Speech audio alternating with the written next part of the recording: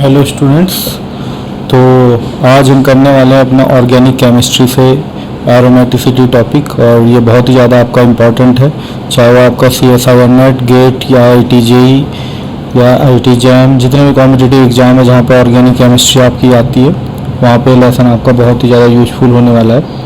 तो आइए बिना देरी किए हम पढ़ते हैं कि एरोमेटिसिटी क्या होती है और क्या क्या इससे क्वेश्चन बनते हैं, ठीक है ना। तो एरोमेटिसिटी जो है वो आपकी क्या प्रॉपर्टी होती है cyclic planar conjugated organic compounds के लिए, ठीक है। जो एरोमेटिसिटी है ये आपकी प्रॉपर्टी होती है cyclic planar conjugated organic molecules के लिए, ठीक है ना, या ऑर्गेनिक कंपाउंड्स, ठीक है।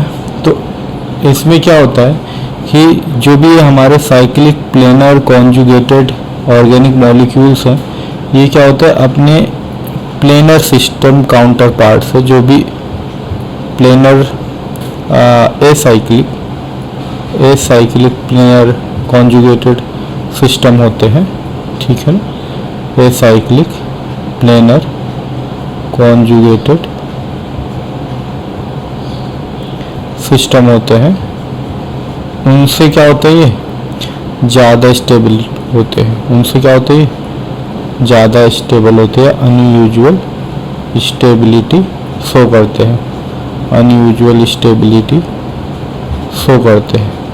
तो इसी प्रॉपर्टी को हम क्या है एरोमेटिसिटी के नाम से जानते हैं, ठीक है। तो आप डेफिनेशन के तौर पे चाहो तो लिख सकते हो, ये aromaticity is the property of cyclic planar conjugated organic compounds where they show unusual stability than their non cyclic और एसाइक्लिक कॉन्जुगेटेड सिस्टम्स। एग्जाम्पल जो आपको सबसे कॉमन है, आप जानते हो वो क्या है, हमारा बेंजीन है। क्या आपका बेंजीन। तो जो ये बेंजीन है ये आपका कैसा होता है साइक्लिक, ठीक है। दिख ही रहा है आपको 6 मेंबर की साइक्लिक रिंग है, और साथ ही साथ आपको पता है जो कार्बन यहाँ पर जितने भी हैं 6 के 6 कार्बन वो कैसे होते हैं sp2 हाइब्रिडाइज होते हैं। तो इसलिए क्या है प्लेनर भी है, और सभी के सभी बॉन्ड आपस में क्या है कॉन्जुगेशन में इन्वॉल्व है ना, कि डबल बॉन्ड और फिर उसके बाद सिंगल बॉन्ड, तो ये सभी क्या है कॉन्जुगेशन में इन्वॉल्व। तो ये आप बेंजीन जो है हमारा ये कैसा है साइक्लिक प्लेनर कॉन्जुगेटेड सिस्टम है, साइक्लिक प्लेनर कॉन्जुगेटेड सिस्टम है, ठीक है। और इसका जो हम कंपैरिजन करते हैं, इसका जो एसाइक्लिक जो काउंटर पार्ट है वो क्या है कुछ इस तरह से, ये हो गया हमारा। और आप इसकी नेमिंग करोगे तो 1 2 3 4 5 6, तो इसकी नेमिंग क्या आ जाएगी 1, फिर 3rd और फिर 5th पे 3 आपके डबल बॉन्ड है, तो 1 3 5 हेक्सा ट्राईइन, ठीक है। तो इस तरह से ये इसका acyclic planar conjugated counter part हो गया बेंजीन का, है ना। तो आपको पता है कि ये बेंजीन जो है क्या होता है कहीं ज़्यादा स्टेबल होता है इस आपके 135 हेक्सा ट्राईइन से। तो जो ये स्टेबिलिटी अनयूजुअल स्टेबिलिटी निकल के आ रही है ना, इन साइक्लिक मॉलिक्यूल्स के लिए, यही क्या है अपना, यही क्या है एरोमेटिसिटी कहलाती है, ठीक है ना। और ऐसे कंपाउंड जो इस तरह की प्रॉपर्टी शो करते हैं उन्हीं को हम क्या बोलते हैं एरोमेटिक कंपाउंड्स बोलते हैं। तो ये तो हो गई एक तरह से डेफिनेशन और इंट्रोडक्शन पार्ट। अब मेन बात आती है कि ऐसी क्या कंडीशन है जिसके थ्रू हम पहचान सकेंगे कि कब कोई मॉलिक्यूल हमारा क्या शो करने वाला है, हमें एरोमेटिसिटी शो करने वाला है। तो आइए अब हम देखते हैं कि कंडीशंस क्या होने वाली है। Just a minute.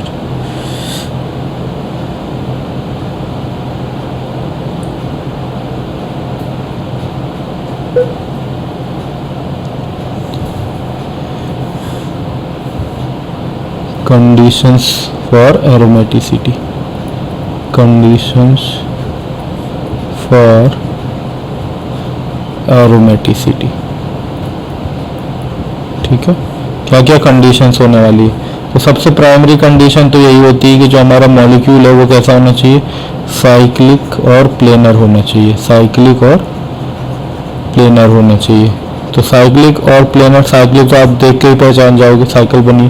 प्लेनर के लिए मतलब हाइब्रिडाइजेशन जो है कार्बन की वो या तो sp2 हो या फिर sp हो।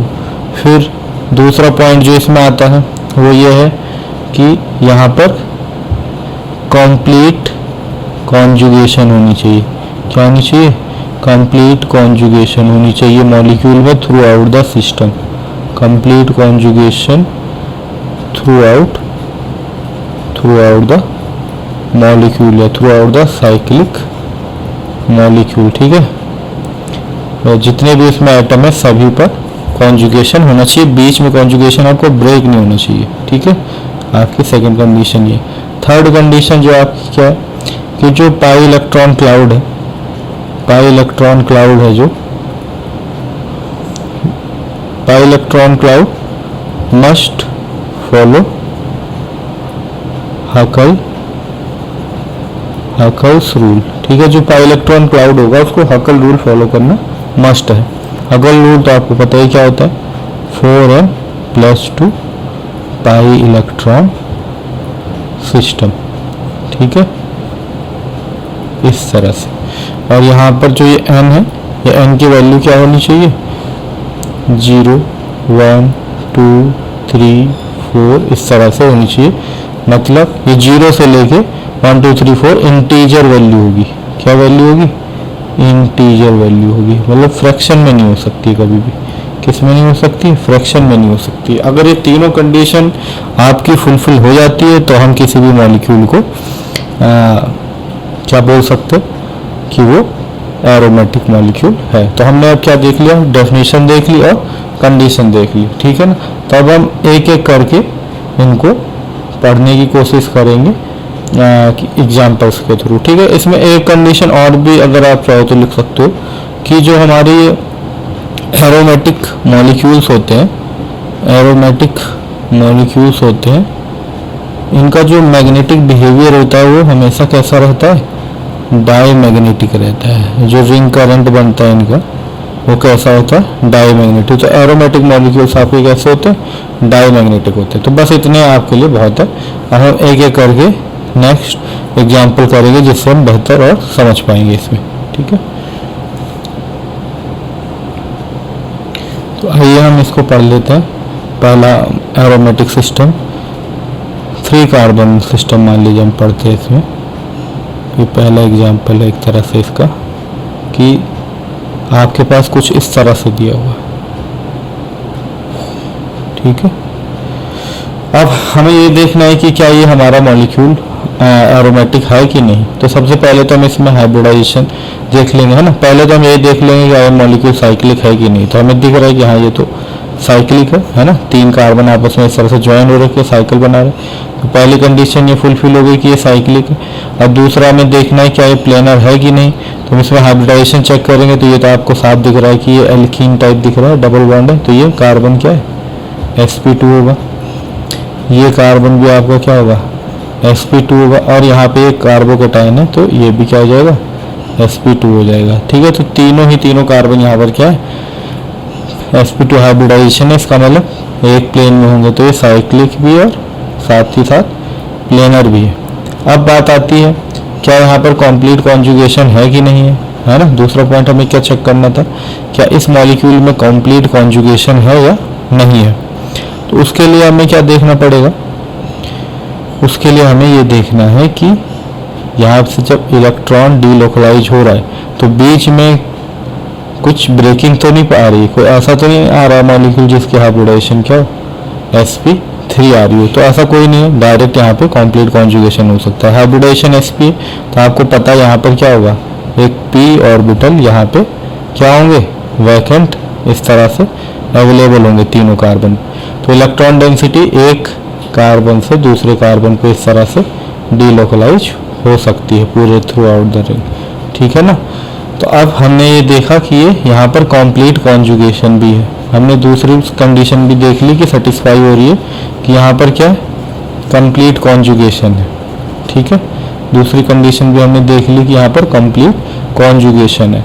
अब बात आती है तीसरी कंडीशन सेटिस्फेक्शन की, कि अब तीसरी कंडीशन क्या थी हमारी, कि हकल रूल को फॉलो करता है कि नहीं। हकल रूल को हमने चेक करना है। तो हकल रूल हमने देखा था, ये क्या होता है, 4n + 2 पाई सिस्टम होना चाहिए। तो हम यहाँ पर कितने 2 पाई इलेक्ट्रॉन है, तो हम इसे इक्वल करके देखेंगे कि यह वो इक्वल होता है कि नहीं होता है। जो पाई इलेक्ट्रॉन है वो यहाँ पर कितने 2 पाई इलेक्ट्रॉन है ना। तो जब आप इसको करोगे तो क्या आ जाएगा, 4n = 2 - 2 है ना, ये भी पाई सिस्टम ही है, तो 2 - 2 पाई हो रहा है ना, को लिखने की जरूरत नहीं है, हमें पता है पाई इलेक्ट्रॉन माइनस हो रहा है। तो कितना आ जाएगा, 0 आ जाएगा। n की वैल्यू क्या आ जाएगी, 0/4, तो ये कितना आ गया 0। आपने देखा था कि अगर n की वैल्यू क्या है, 0 से लेके कोई भी आगे की इंटीजर वैल्यू हो 1 2 3 4, तो हम उसे मानेंगे कि वो हकल रूल सेटिस्फाई कर रहा है। तो इस तरह से हमने ये देखा कि जो हमारा मॉलिक्यूल था ये कुछ साइक्लोट्राइन टाइप का है ना, ये क्या हो गया हमारा एरोमेटिक कहलाएगा। ठीक है ना। तो हमने एक एग्जांपल के थ्रू ये देख लिया कि हमारा ये जो मॉलिक्यूल है, फर्स्ट मॉलिक्यूल, ये हमारा एरोमेटिक है। तो नेक्स्ट एग्जांपल देखते हैं, इसी में नेक्स्ट एग्जांपल देख लेते हैं कि कुछ इस तरह से 5 कार्बन का मॉलिक्यूल है और इस तरह से यहाँ पर कार्बन पर नेगेटिव चार्ज दिया हुआ है। ठीक है, तो पहली कंडीशन तो हमें यही देखना है क्या ये साइक्लिक है, तो साइक्लिक तो है। फिर साथ ही साथ हमें ये चेक करना है क्या ये प्लेनर है। तो प्लेनर कैसे आप चेक करते हो, प्लेनर चेक करने के लिए आपको हाइब्रिडाइजेशन, अब नॉर्मल तौर पे हम कार्बन आयन की हाइब्रिडाइजेशन sp3 मानते हैं, लेकिन साथ ही साथ आपको ये पता होना चाहिए अगर ये रेजोनेंस में इन्वॉल्व है, यहाँ पे आप देख सकते हो ये इलेक्ट्रॉन रेजोनेंस में इन्वॉल्व हो सकता है, तब इसकी हाइब्रिडाइजेशन क्या हो जाती है, sp2 हो जाती है, क्योंकि रेजोनेंस करने के लिए क्या sp ऑर्बिटल वैकेंट होना चाहिए। तो यहाँ पर इसकी भी हाइब्रिडाइजेशन क्या sp2, बाकी की तो आप जान ही रहे हो, बाकी के जो 4 कार्बन इनके बीच में क्या है, जब डबल बॉन्ड है तो इनकी हाइब्रिडेशन क्या होगी, sp2 होगी। तो यहाँ पे सभी पांचों की 5 कार्बन क्या sp2 है, तो इसलिए क्या होगा, प्लेनर भी होगा। ठीक है, तो हमारा जो मॉलिक्यूल है वो साइक्लिक और प्लेनर है। अब यहाँ पर हम देख पा रहे हैं कि सभी पांचों के 5 कार्बन क्या है sp2, और बीच में कोई ऐसा कार्बन नहीं आया जिससे कॉन्जुगेशन ब्रेक हो, तो यहाँ पर क्या होगी, कंप्लीट कॉन्जुगेशन होगी। यहाँ पे क्या होने वाली है, कंप्लीट कॉन्जुगेशन होने वाली है। ठीक है, तो यहाँ पर आपकी कंप्लीट कॉन्जुगेशन होगी। अब तीसरी कंडीशन हो जाती है हकल रूल। तो हकल रूल का हम देख लेंगे कि 4n + 2 = कितने पाई इलेक्ट्रॉन है, 2 to 4, और क्योंकि ये कॉन्जुगेशन में इन्वॉल्व हुआ है ये इलेक्ट्रॉन, तो ये भी किसका सिस्टम बन जाएगा, पाई इलेक्ट्रॉन का सिस्टम बन जाएगा, है ना, पाई इलेक्ट्रॉन क्लाउड का सिस्टम बन जाएगा। तो यहाँ पर टोटल 6 पाई इलेक्ट्रॉन है। कितने पाई इलेक्ट्रॉन है, आप टोटल 6 पाई इलेक्ट्रॉन है। तो यहाँ 4n = क्या हो जाएगा, 6 - 2 = 4, और n = क्या हो जाएगा, 4/4 = 1। तो अब जैसे क्योंकि कंप्लीट वैल्यू आ गई है 1, है ना, अगर इंटीजर वैल्यू आ रही है तब तक क्या है, इसका मतलब हकल रूल को सेटिस्फाई कर रहा है ना। तो इस तरह से ये वाला हमारा दूसरा मॉलिक्यूल भी कैसा हो गया, ये भी हमारा एरोमेटिक हो गया। तो फिलहाल अभी हम एरोमेटिक मॉलिक्यूल ही पढ़ रहे हैं, है ना, बस हम उसे देख रहे हैं कि किस तरह से हमें डिफाइन करना होता है, किस तरह से हम समझ सकते हैं। ठीक है,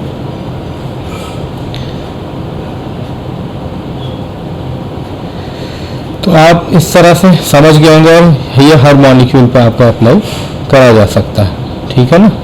तो अब इसमें आप बुक से और ज़्यादा एग्जांपल धीरे धीरे कर लेना, और हम दूसरे सिस्टम से भी चलिए इंट्रोड्यूस हो जाते हैं अपने। ठीक है, जो कि क्या होते हैं, एंटी एरोमेटिक सिस्टम। फिर हम एक साथ सारे एग्जांपल करेंगे मिक्स करके, तो हमें ज़्यादा अच्छा समझ में आएगा और इंटरेस्टिंग भी लगेगा।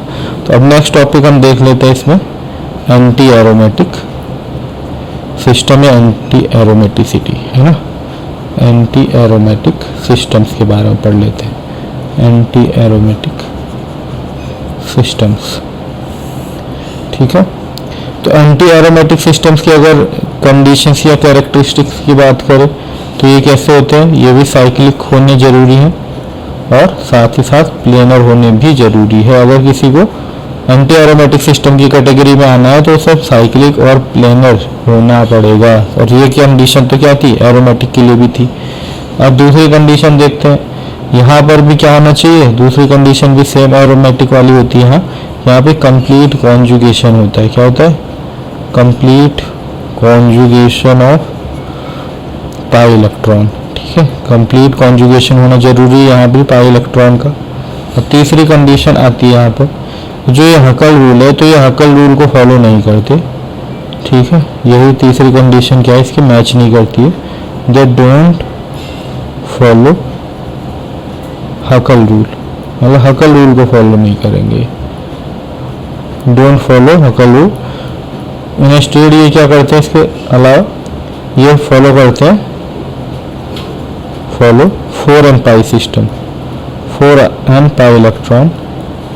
ठीक है, तो ये 4n + 2 पाई को फॉलो ना करके क्या फॉलो करते हैं, 4n पाई इलेक्ट्रॉन्स को फॉलो करते हैं, 4n पाई रूल को फॉलो करते हैं। ठीक है, और यहाँ पर जो n की वैल्यू रहने वाली है, वो n की वैल्यू जो रहेगी वो आपकी 1 से स्टार्ट होती है, और 1 2 3 4 इस तरह से आगे कोई भी इंटीजर वैल्यू हो सकती है।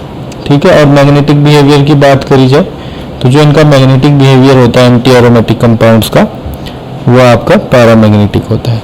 कैसा होता है, पैरामैग्नेटिक। तो पैरामैग्नेटिक बिहेवियर होता है इनका। ठीक है, तो इस तरह से हमने कंडीशंस इनकी पढ़ ली। अब हम एक एक करके इनके एग्जाम्पल करते हैं जिससे हमें और अच्छा समझ में आ सके। तो आइए हम इनके एग्जाम्पल कर लेते हैं। मान लीजिए हमारा पहला एग्जाम्पल कुछ इस तरह से है, बहुत ही कॉमन एग्जाम्पल है ये। तो ये कुछ इस तरह से हमारा मॉलिक्यूल है। तो अब इसमें हम पहले कंडीशंस देखेंगे कि क्या हमारी जो ये पहली कंडीशन है ये सेटिस्फाई हो रही है कि नहीं हो रही है। ठीक है, तो पहली कंडीशन क्या थी, सेम एरोमेटिक कंपाउंड जैसी ही थी इसमें भी, है ना। तो पहले तो हमें यही देखना है क्या ये कंपाउंड साइक्लिक है, तो साइक्लिक है ये। ठीक है, फिर साथ ही साथ क्या ये मॉलिक्यूल प्लेनर है, तो आप देख पा रहे हो कि 4 कार्बन और चारों कार्बन क्या है, क्योंकि डबल बॉन्ड से कनेक्टेड है, तो ये sp2 हाइब्रिडाइजेशन रख रहे हैं। और sp2 हाइब्रिडाइजेशन का मतलब होगा कि ये कैसे होंगे, प्लेनर होंगे। तो पहली कंडीशन पूरी तरह से सेटिस्फाई हो जाती है कि ये मॉलिक्यूल आपका साइक्लिक और प्लेनर है। तब हम दूसरे कंडीशन को चेक करने जाएंगे, क्या यहाँ पर कंप्लीट कॉन्जुगेशन है। तो जब हमें पता है कि यहाँ पर क्या है, चारों के चारों जो हमारे कार्बन एटम है वो कैसे है, sp2 हाइब्रिडाइज, और बीच में कोई दूसरा ऐसा एटम नहीं आ रहा है जो इसी कॉन्जुगेशन को ब्रेक करे। तो इसका मतलब क्या है, यहाँ पे कंप्लीट कॉन्जुगेशन होगी। यहाँ पे क्या होगी, कंप्लीट कॉन्जुगेशन देखने को मिलने वाली। ठीक है, और तीसरा पॉइंट इसमें आता है आपका कि क्या ये 4n + 2 पाई सिस्टम को फॉलो करते हैं।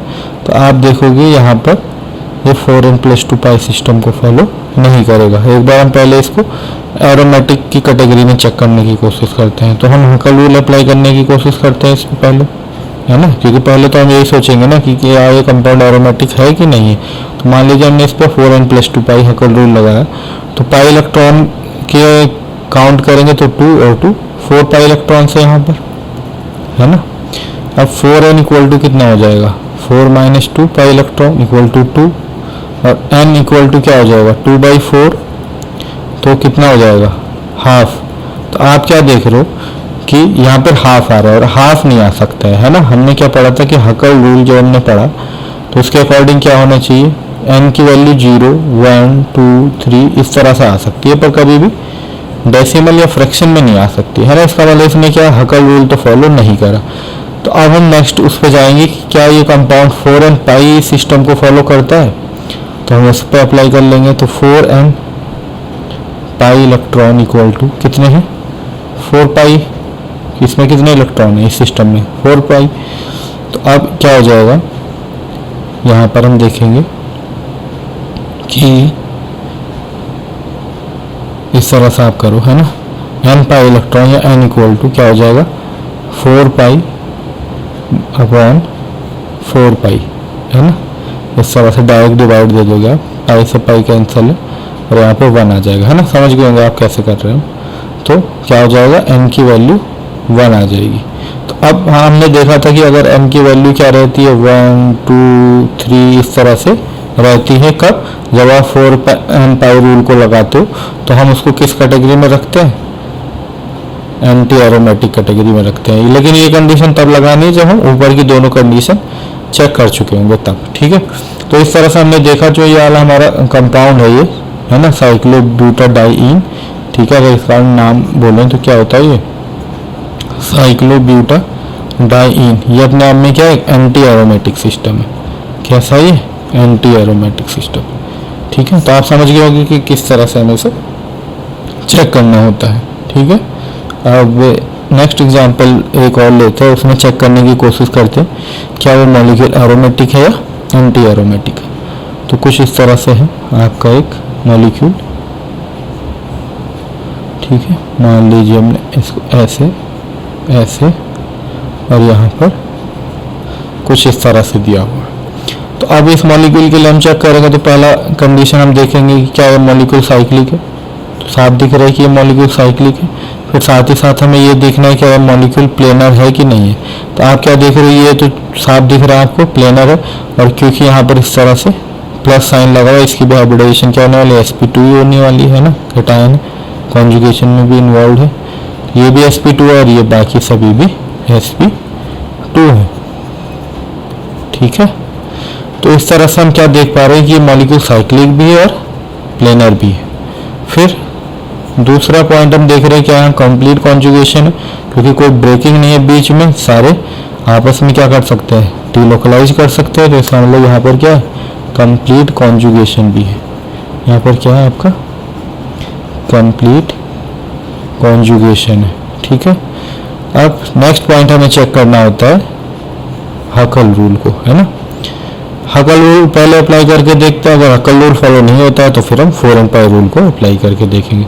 तो हम पहले हकल रूल अप्लाई करके देखते हैं कि 4n + 2 इक्वल टू कितने पाई इलेक्ट्रॉन है? यहाँ पर 4 पाई इलेक्ट्रॉन है, ठीक है। तो 4n इक्वल टू क्या हो जाएगा आपको? 4 - 2 इक्वल टू कितना आ जाएगा? 2, और n इक्वल टू क्या हो जाएगा? 2/4 इक्वल टू हाफ। इसका मतलब यहाँ पर हकल रूल तो अप्लाई नहीं हुआ क्योंकि फ्रैक्शन वैल्यू आ रही। अब हम 4n + पाई रूल को अप्लाई करके देखते हैं। तो यहाँ पर कितना आ जाता है? 4 पाई इलेक्ट्रॉन है। और इसी तरह से जब हम देखेंगे इसमें n इक्वल टू क्या हो जाएगा? 4 पाई कैंसिल हो जाएंगे, 1 आ जाएगा। तो यहाँ पर ये क्या कर रहा है? n की वैल्यू क्योंकि 1 आ गई, इसका मतलब ये क्या कर रहा है? 4n रूल को फॉलो कर रहा है, इसलिए क्या हो जाएगा? एंटी एरोमेटिक सिस्टम हो जाएगा। ये कैसा हो जाएगा? एंटी एरोमेटिक हो जाएगा। ये हमारा ऊपर का कैटायन क्या है? ये कैटायन क्या था? ये साइक्लोपेंटाडाइईन कार्बोकैटायन, है ना। तो ये भी अपने आप में क्या हो गया? एक एंटी एरोमेटिक कंपाउंड हो गया। तो आप देख पा रहे हो बहुत आसानी से हम इसे कर सकते हैं, ठीक है। तो अब चलिए इसके 2 एग्जाम्पल में देख लिया और काफ़ी अंडरस्टैंडिंग आ गई होगी हमें इसकी भी। अब हम तीसरा जो सिस्टम होता है इसी से रिलेटेड नॉन एरोमेटिक कंपाउंड, उसको भी एक बार पढ़ लेते हैं। नॉन एरोमेटिक कंपाउंड्स या नॉन एरोमेटिक सिस्टम्स, ठीक है। नॉन एरोमेटिक सिस्टम्स के बारे में भी पढ़ लेते हैं। तो इसका पहला पॉइंट जो कंडीशन होती है, कैसे हम पता करेंगे कि कोई कंपाउंड नॉन एरोमेटिक है? तो ये भी क्या होंगे? साइक्लिक होंगे, लेकिन साइक्लिक होने के साथ साथ ये प्लेनर ना होके कैसे होंगे? नॉन प्लेनर होंगे। ये कैसे होंगे? नॉन प्लेनर होंगे। साइक्लिक बट नॉन प्लेनर, ठीक है। अब दूसरी पॉइंट आता है इसमें आपका don't follow हकल rule. Don't follow Huckel's rule, ठीक है। डोंट फॉलो हकल रूल, हकल रूल को भी फॉलो नहीं करेंगे, ठीक है। फिर तीसरा पॉइंट इसका, या इसको दूसरा पॉइंट हम देखना चाहिए था हमें, पर इसको अब तीसरा पॉइंट के तौर पर देख लो कि यहाँ पर कंप्लीट साइक्लिक कॉन्जुगेशन नहीं हो पाएगा। कंप्लीट साइक्लिक डीलोकलाइजेशन पॉसिबल नहीं होता है। Complete cyclic delocalisation of pi electrons don't occur due to non planar due to non planar structure, due to non planar structure. ठीक है, तो आपने ये 3 पॉइंट ध्यान में रखने हैं ना, कि जो हमारा मॉलिक्यूल है वो कैसा होगा, साइक्लिक और नॉन प्लेनर होगा, और नॉन प्लेनर होने की वजह से यहाँ पर कंप्लीट साइक्लिक डीलोकलाइजेशन भी नहीं हो पाता। इसका मतलब क्या है कि बीच में कोई ना कोई ऐसा एटम आ जाएगा जिसकी हाइब्रिडेशन क्या होगी, sp2 नहीं होगी या sp नहीं होगी, sp3 होगी। ठीक है ना, और इसी वजह से क्योंकि यहाँ पे कंप्लीट साइक्लिक डीलोकलाइजेशन होता ही नहीं है, तो यहाँ हकल रूल भी फॉलो नहीं होता है ना। तो इस तरह से ये हो गया हमारा। ठीक है, ये देखा गया है कि जो 7 मेंबर्ड रिंग्स होती है, ग्रेटर कार्बन की रिंग्स होती हैं, वो फ्लेक्सिबिलिटी शो करती हैं, और एंटी एरोमेटिक से बचने के लिए वो अपने आप को नॉन प्लेनर स्ट्रक्चर में ट्रांसफॉर्म कर लेती हैं, है ना। मतलब नॉर्मल स्ट्रक्चर तो उनका हमें दिखता है कि वो प्लेनर होगा, पर वो रियल में प्लेनर स्ट्रक्चर में एग्जिस्ट ना करके नॉन प्लेनर स्ट्रक्चर में चली जाती है, और इस वजह से वो क्या हो जाती है, अपने आप को एंटी एरोमेटिक से बचा के नॉन एरोमेटिक कर लेते हैं। ठीक है ना, अभी हम ये देखेंगे कि इनकी स्टेबिलिटी का ऑर्डर भी क्या होता है, तो उससे आप और अच्छा समझ पाओगे। चलिए इसकी कुछ एग्जांपल देख लेते हैं पहले हम। तो अब मान लेते हैं कि हमारे पास कुछ ऐसा है, एक मॉलिक्यूल हमारे पास कुछ ऐसा दिया हुआ है। ठीक है, इस पे यहाँ पे लगा हुआ है नेगेटिव चार्ज, फिर यहाँ पे लगा हुआ है एक आपके डबल बॉन्ड, और एक डबल बॉन्ड यहाँ पर भी है ना, ये कार्बन ऐसे कनेक्टेड है ऐसे। तो आप देख पा रहे होंगे यहाँ पे टोटल कितने कार्बन है, 7 कार्बन, 1 2 3 4 5 6 7 कार्बन मेंबर है। अगर हम नॉर्मल के अकॉर्डिंग जाए तो यहाँ पर आपको ऐसा दिखेगा कि यहाँ पर क्या होने वाला है, कि कॉन्जुगेशन होने वाला है ना। ये आपका जो कार्बेनियन है ये कॉन्जुगेशन कर सकता है, इस तरह से दिखेगा। अगर इसके अकॉर्डिंग आप जाओगे तो आप क्या देखोगे कि यहाँ पर ये साइक्लिक तो है ही, मॉलिक्यूल साइक्लिक तो दिख ही रहा है, और आप ये मान लोगे कि हाइब्रिडेशन sp2 होगी सभी की, और तब ये कैसा हो जाएगा, प्लेनर हो जाएगा। ठीक है, जो नॉर्मल देखने में लग रहा है हमें ये क्या, ये साइक्लोहेप्टाट्राइन है ना, कार्बेनियन, तो साइक्लिक और प्लेनर दिख रहा है नॉर्मल व्यू में। और साथ ही क्या है, यहाँ पे जब साइक्लिक प्लेनर है, सभी हाइब्रिडाइजेशन भी क्या sp2 है, तो कंप्लीट कॉन्जुगेशन दिखेगा आपको पाई सिस्टम का, है ना। फिर आप जब आप हकल रूल अप्लाई करोगे इस पे, तो हकल रूल आप कैसे पाओगे कि 4n + 2 = क्या हो जाएगा आपका। अच्छा, अब जो ये पाई इलेक्ट्रॉन, ये जो कार्बेनियन है नेगेटिव चार्ज है, ये आपका कॉन्जुगेशन में इन्वॉल्व हो रखा है। कॉन्जुगेशन में इन्वॉल्व होने का मतलब है, जब हम इसे साइक्लिक प्लेनर मान रहे और कंप्लीट कॉन्जुगेशन मान रहे हो, तो इसका मतलब यहाँ पे कॉन्जुगेशन में इन्वॉल्व भी तो हुआ होगा। तो ऐसे में क्या है, ये पाई इलेक्ट्रॉन का सिस्टम बन जाएगा, है ना। पाई इलेक्ट्रॉन सिस्टम के इलेक्ट्रॉन बन जाएंगे, तो अब यहाँ पर हमें 6 ना करके 8 इलेक्ट्रॉन कंसीडर करने पड़ेंगे। तो अब इसके अकॉर्डिंग हम क्या मानेंगे कि यहाँ पे 8 पाई इलेक्ट्रॉन्स है। कितने हैं, 8 पाई इलेक्ट्रॉन्स है, है ना। अर्थात 4n = क्या हो जाएगा, 8 - 2 = 6, n = क्या हो जाएगा, 6/4। ठीक है, और इस तरह से क्या हो जाएगा आपका फ्रैक्शन में आ जाएगा, है ना। 2 3 जा 6, 2 2 जा 4, 3/2। इसका मतलब ये हकल रूल को तो फॉलो कर नहीं रहा है। तो हकल रूल को फॉलो नहीं कर रहा है, तो ये क्या नहीं बन सकता, एरोमेटिक कंपाउंड तो बन नहीं सकता।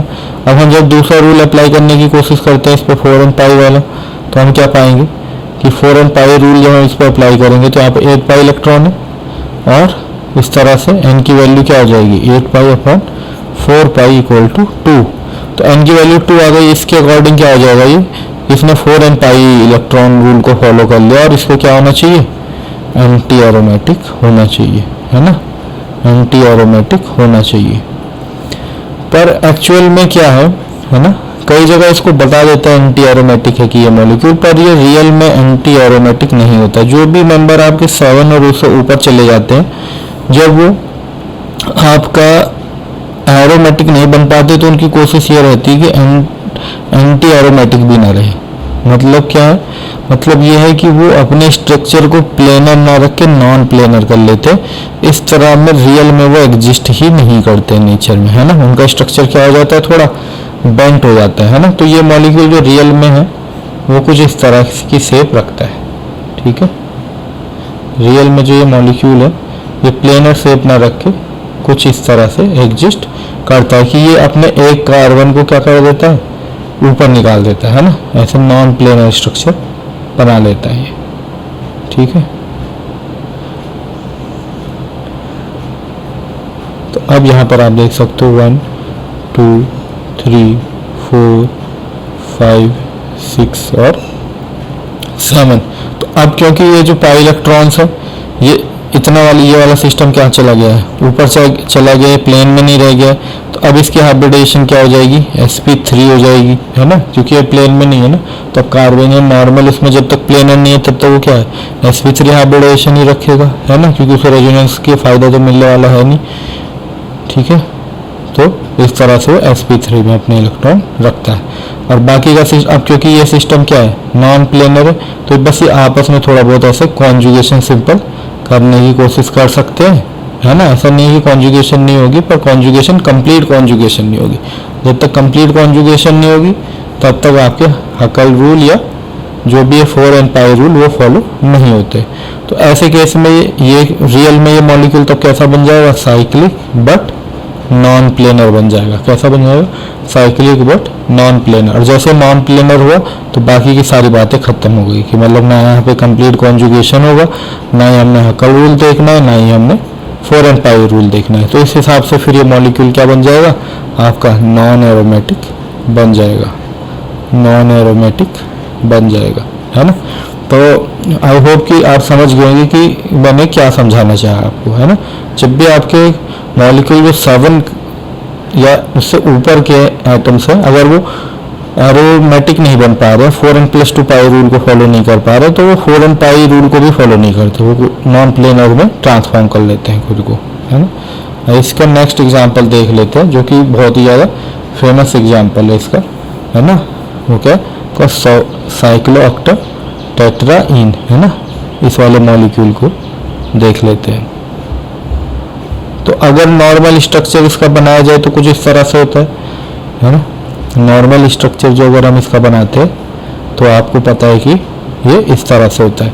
तो इस स्ट्रक्चर के अकॉर्डिंग अगर हम जाएं तो हम क्या देख पाएंगे कि ये मॉलिक्यूल कैसा दिख रहा है आपको, ये साइक्लिक है और साथ ही साथ प्लेनर भी है, क्योंकि सारे डबल बॉन्ड से कनेक्टेड है, sp2 हाइब्रिडाइजेशन होगी तो साइक्लिक और प्लेनर हो जाएगा।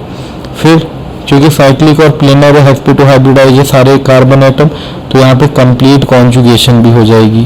क्या हो जाएगी, कंप्लीट कॉन्जुगेशन भी हो जाएगी।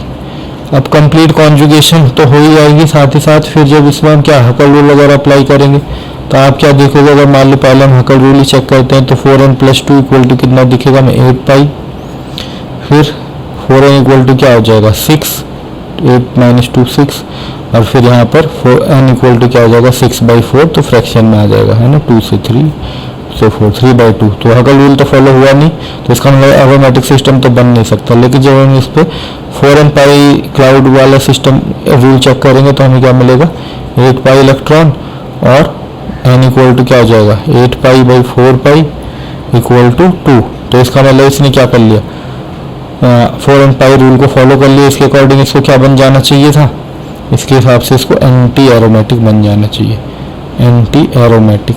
तो एंटी एरोमेटिक जिस तरह से aromatic compound cyclic acyclic counter part के कंपैरिजन में स्टेबल होते हैं, ठीक उसी तरह एंटी एरोमेटिक कंपाउंड्स आपके एसाइक्लिक काउंटर पार्ट से बहुत ही ज़्यादा अनस्टेबल होते हैं। तो उस अनस्टेबिलिटी से बचने के लिए ये क्या करेगा, अपने आप को नॉन प्लेनर स्ट्रक्चर में ट्रांसफॉर्म कर लेगा कि कम से कम स्टेबिलिटी नहीं मिल पा रही तो अनस्टेबिलिटी भी ना मिले। तो ये क्या करता है, कुछ इस तरह से नॉन प्लेनर स्ट्रक्चर में पाया जाता है। ठीक है, ये कुछ इस तरह के स्ट्रक्चर में एग्जिस्ट करता है। एक आपका डबल बॉन्ड इधर आ गया, एक इधर, इधर और इधर।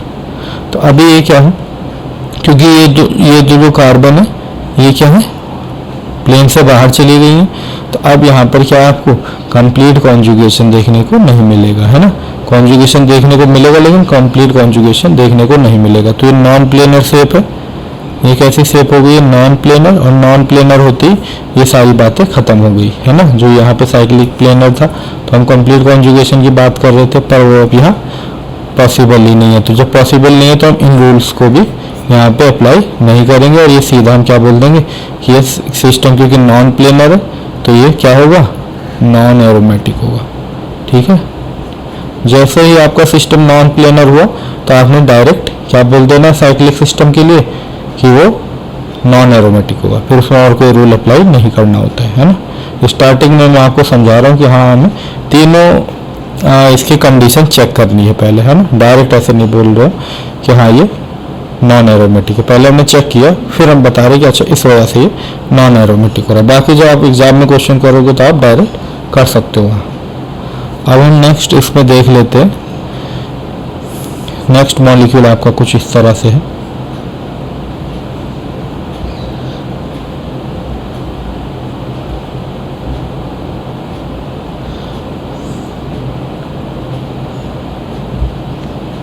एक मिनट, थोड़ा सा आराम से इसको बना लेते हैं। तो ये कुछ इस तरह से है। तो अब जो ये कार्बन है बीच की ये कार्बन, इन पे क्या होता है, इन पे हाइड्रोजन आपका होगा, है ना।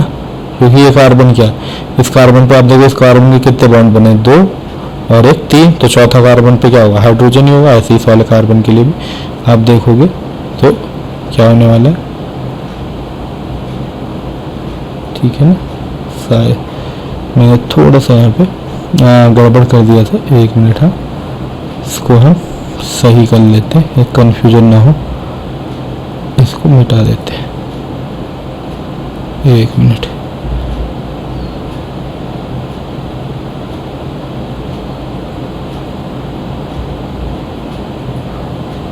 ठीक है। तो अभी ठीक है, बाकी आप ड्रॉ कर लेना। तो इस वाले कार्बन पे वैसे डबल बॉन्ड है, इस वाले कार्बन पे तो एक बॉन्ड ये हो गया, 2 3 और 1 4, ठीक है। तो इस तरह से तो ये हाइड्रोजन आपके रियल में वहाँ पे प्रेजेंट होंगे। तो इन हाइड्रोजन की वजह से ये देखा जाता है कि यहाँ पर क्या देखने को मिलता है, ये हाइड्रोजन जबकि छोटे हैं लेकिन ये रिंग में है, नॉन रिजिड सिस्टम है ये कैसे कहलाते हैं, ये सिस्टम ऐसे सिस्टम क्या कहलाते हैं, सॉरी नॉन रिजिड कह रहा हूँ, रिजिड सिस्टम होते हैं। कैसे होते हैं सिस्टम, क्या होते हैं, रिजिड सिस्टम होते हैं। कैसे होते हैं, रिजिड सिस्टम, रिजिड सिस्टम होते हैं। तो ऐसे सिस्टम फिर क्या है, अपने आप में वहाँ पे जो मॉलिक्यूल है उनकी या एटम है उनकी पोजीशन फिक्स होती है। तो उनमें क्या होगा, छोटे एटम होने के बावजूद भी उनमें स्टेरिक रिपल्शन यहाँ पे देखने को मिलता है। इन हाइड्रोजन के बीच में क्या होता है, स्टेरिक रिपल्शन देखने की मिलता है। इस वजह से ये मॉलिक्यूल जो आपको प्लेनर दिख रहे हैं रियल में कैसे हो जाते हैं, नॉन प्लेनर हो जाते हैं। कैसे हो जाते हैं, नॉन प्लेनर हो जाता है। नॉन प्लेनर होने की वजह से फिर ये मॉलिक्यूल क्या बन जाते हैं, नॉन एरोमेटिक बन जाते हैं। अदरवाइज आपको क्या देख कर लगेगा कि 1 2 3 4 5 कि यहाँ पर टोटल 10 पाई इलेक्ट्रॉन्स है, और ये क्या कर लेगा, आपका हकल रूल को फॉलो कर लेगा और ये एरोमेटिक हो जाएगा। पर ऐसे नहीं होता है ना। ठीक है, इस तरह के मॉलिक्यूल को हम एक बार के लिए एरोमेटिक बना सकते हैं, पर रियल अगर ये इस तरह से एग्जिस्ट कर रहा है तो ये कभी भी एरोमेटिक ना होकर ये क्या होगा, नॉन एरोमेटिक होगा। ठीक है ना। तो एरोमेटिक बनाने के लिए आपको क्या करना पड़ता है कि जो ये हाइड्रोजन है इनको अगर आप किसी तरह से इनको हटा देते हो, ठीक है ना,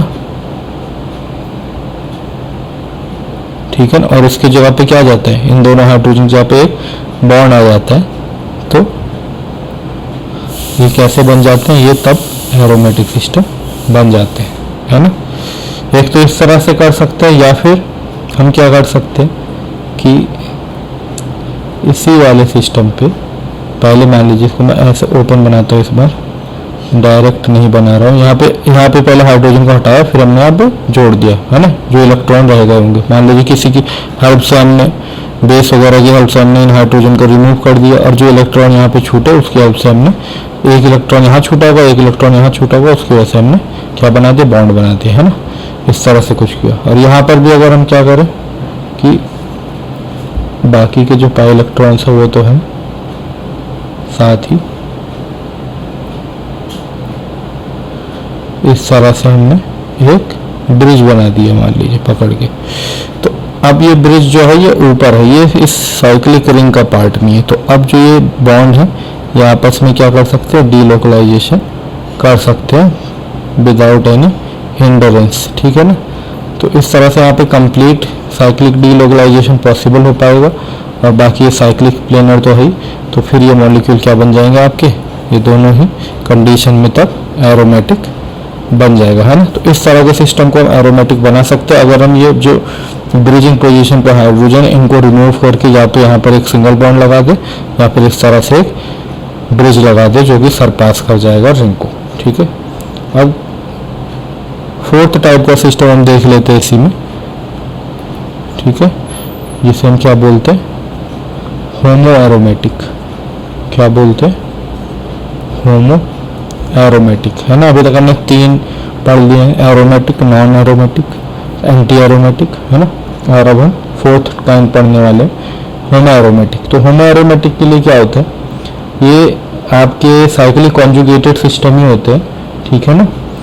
और लेकिन यहाँ पर भी क्या होता है, आपका एक बीच में sp3 hybridised carbon atom present होता है। तो उसके हिसाब से इनको क्या हो जाना चाहिए, नॉन एरोमेटिक हो जाना चाहिए, है ना। क्या हो जाना चाहिए, इनको नॉन एरोमेटिक हो जाना चाहिए, पर ये नॉन एरोमेटिक नहीं होंगे, ठीक है ना। नॉन एरोमेटिक नहीं होंगे, ये नॉट इक्वल टू का साइन मैंने इसलिए लगाया। ये क्या करेंगे, उस sp3 कार्बन को जो बीच में आ रहा है, जो कॉन्जुगेशन को डिस्टर्ब कर रहा है, उसको सरपास करते हुए क्या कर लेंगे, एक कंप्लीट कॉन्जुगेशन शो कर देंगे। क्या कर देंगे, कंप्लीट कॉन्जुगेशन शो कर देंगे, ठीक है। तो ऐसे में फिर ये क्या बन जाएंगे, इनको एरोमेटिक तो नहीं बोलेंगे हम, फिर हम इनको क्या बोल देते हैं, होमो एरोमेटिक बोल देते हैं।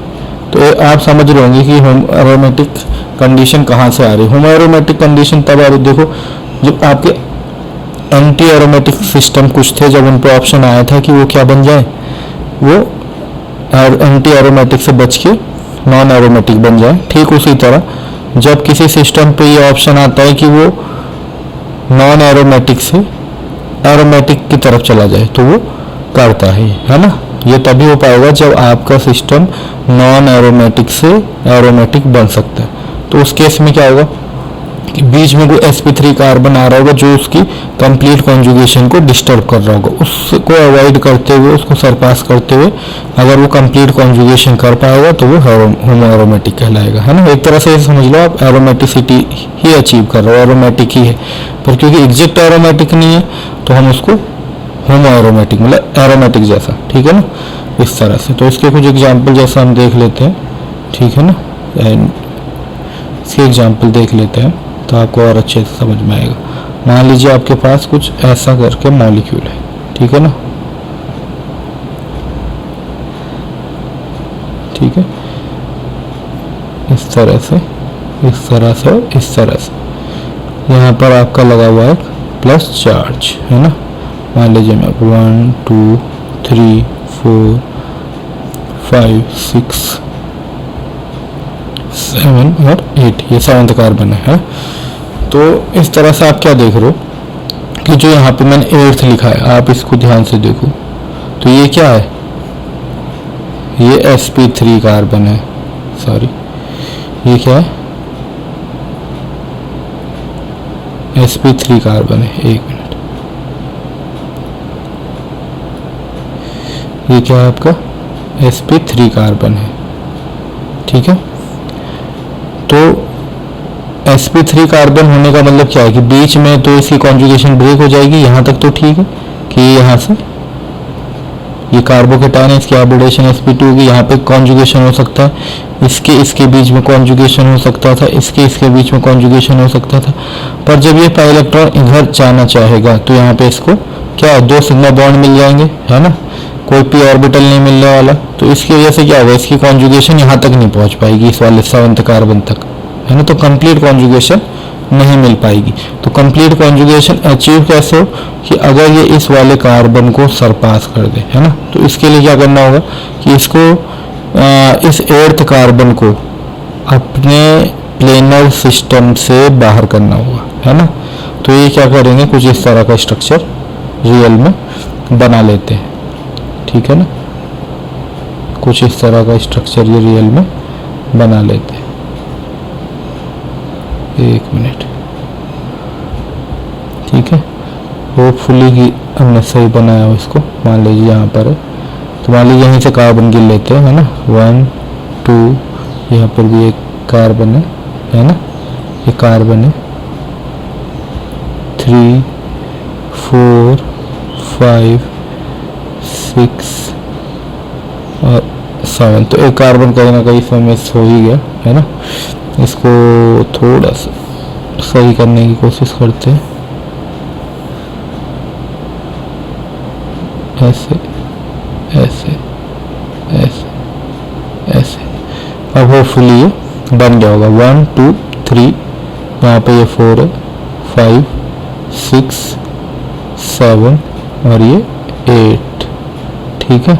तो यहाँ पे मैं दूसरी तरह से नंबरिंग कर रखी थी। अब ये मान लो कि ये वाला 8 होगा तब उस तरह से, है ना। कुल मिला के मतलब उसने उस 8th कार्बन को क्या किया है, इस तरह से कर दिया है ना। और अब यहाँ पर क्या है, कंप्लीट कॉन्जुगेशन पॉसिबल हो पाती है ना। कंप्लीट कॉन्जुगेशन पॉसिबल हो पाती है।